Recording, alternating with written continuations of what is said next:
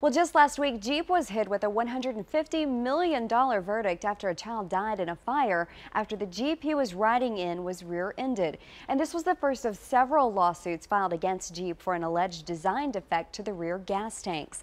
Attorney Jim Higgins with the Higgins firm recently sat down with Casey to tell us about this tragic case and what might happen next.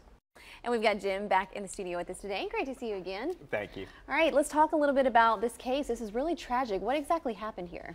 Yes, this is a tragic case. This was a products liability case against Jeep, and there's been a lot of news on this lately, just about the design of some of these older Jeeps. But a young boy died in a crash where the Jeep was rear-ended, and the allegations were because the way they mount their gas tanks on the rear of the Jeeps, so too far back that it caught fire and the car exploded, and it led to this tragedy. And this trial went for about 2 weeks in Georgia, and the jury came back and gave a verdict of $150 million.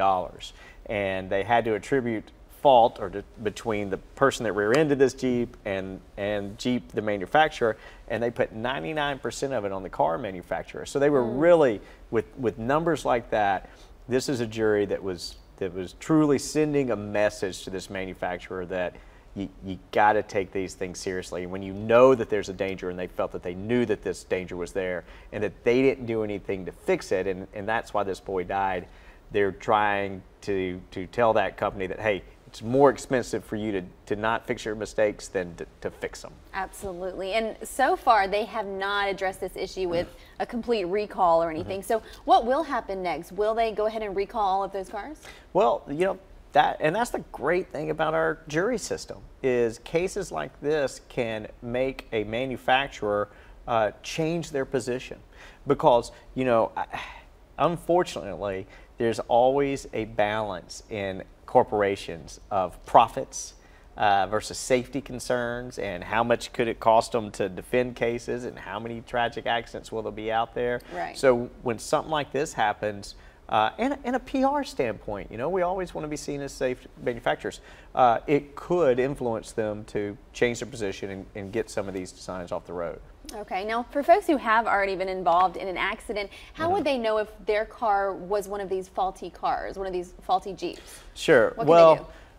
One, you can always talk to your dealer to see if you're driving around a car like this. You know, when we say if somebody's been in an accident, you know, our office deals with a lot of really serious catastrophic injury cases, so we deal with a lot of products cases.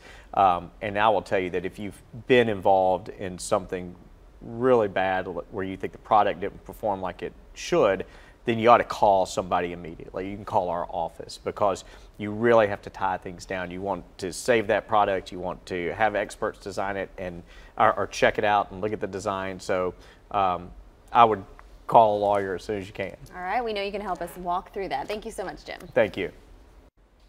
The Higgins firm is serving Tennessee, and you can give them a call at 1-800-705-2121 or go to thehigginsfirm.com.